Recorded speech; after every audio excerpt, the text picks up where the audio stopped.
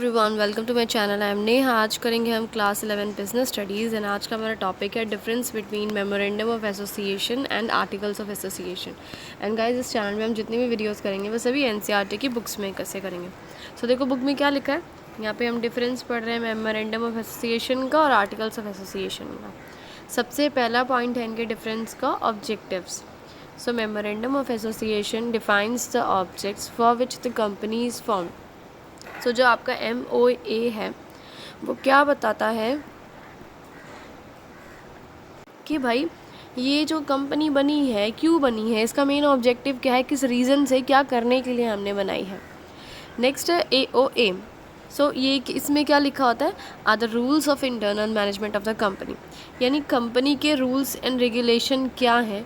Internal management से मतलब है इधर कंपनी को मैनेज, कंपनी के अंदर की जो पॉलिसीज़ हैं उनको कैसे मैनेज किया जाएगा, कैसे डील किया जाएगा अंदर के लोगों के साथ, जैसे किसको कैसे हायर करना है, किसको कैसे जॉब से निकालना है, किसकी क्या राइट्स होंगी, ड्यूटीज़ होंगी, ये सारी चीज़ आर्टिकल्स में लिखी जाएगी।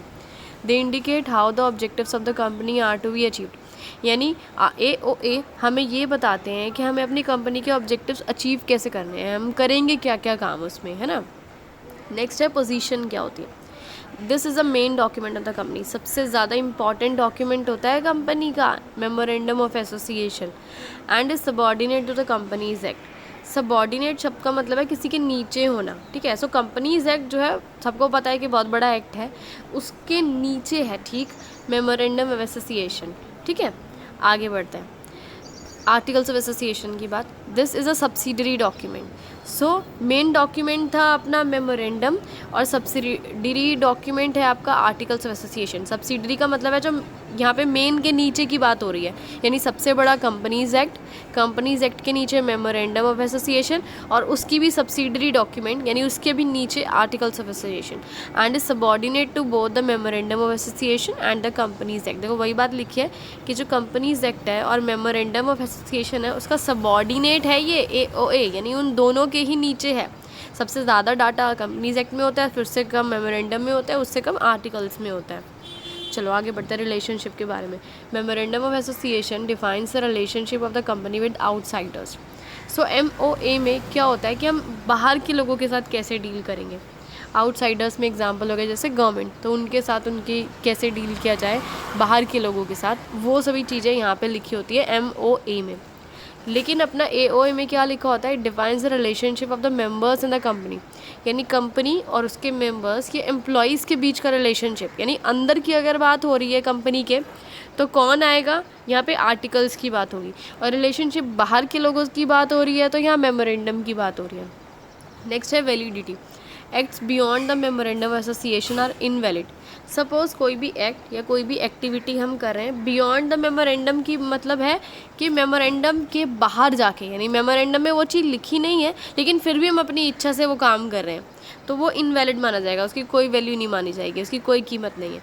And can not be ratified even by a unanimous vote of the members.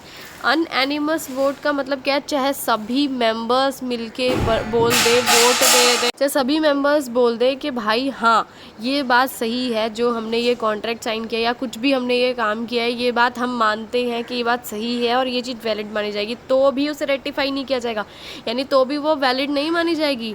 क्यों? क्योंकि मेमोरेंडम में लिखी ही नहीं है। सो अगर मेमोरेंडम में लिखी है तो वो चीज़ वैलिड है, मेमोरेंडम में नहीं लिखी है तो चाहे कोई आके कह दे वो चीज़ ज़ीरो है। आगे देखो क्या लिखा है, acts which are beyond the articles, यानी कोई काम अगर आर्टिकल से बाहर का है, यानी आर्टिकल्स में लिखा नहीं है वो चीज़, हमने फिर भी वो काम कर दिया, हाँ उसे रेटिफाई किया जा सकता है, उसे ठीक किया जा सकता है, बट कंडीशन ये है that do not violate the memorandum, यानी मेमोरेंडम के अगेंस्ट नहीं होना चाहिए, चाहे आर्टिकल्स में हो या ना हो। एक छोटा सा एग्जांपल ले लेते हैं, जैसे कि हमारे ये लिखा हुआ है कि एक कोई भी मैनेजर है वो बैंक के अकाउंट्स का एक्सेस है उसके पास, कंपनी के जितने भी बैंक के अकाउंट्स हैं उसमें से पैसा निकाल सकता है और डाल सकता है, उसकी अपनी इच्छा है से जब भी मतलब उसको ज़रूरत पड़ रही है कंपनी को तो वो सारी डील्स खुद कर रहा है। लेकिन उसने पता क्या किया, पैसा निकाला तो सही लेकिन कंपनी के पर्पज़ के लिए यूज़ नहीं किया, उसने अपने पर्सनल यूज़ के लिए कर लिया, तो ये चीज़ होगी ना, एक्ट बियॉन्ड द मेमोरेंडम, ये आर्टिकल्स हो गया, क्योंकि ये चीज़ तो मेंशन थी ही नहीं, मेमोरेंडम में नहीं थी और ना ही आर्टिकल्स में थी कि पर्सनल यूज़ के लिए पैसा कर सकते हैं यूज़। लेकिन उसने तो पर्सनल यूज़ करा उन पैसों का, लेकिन था वो कंपनी का पैसा, तो यहाँ पे ये चीज़ जो है वैलिड नहीं मानी जाएगी। आगे है नेसेसिटी।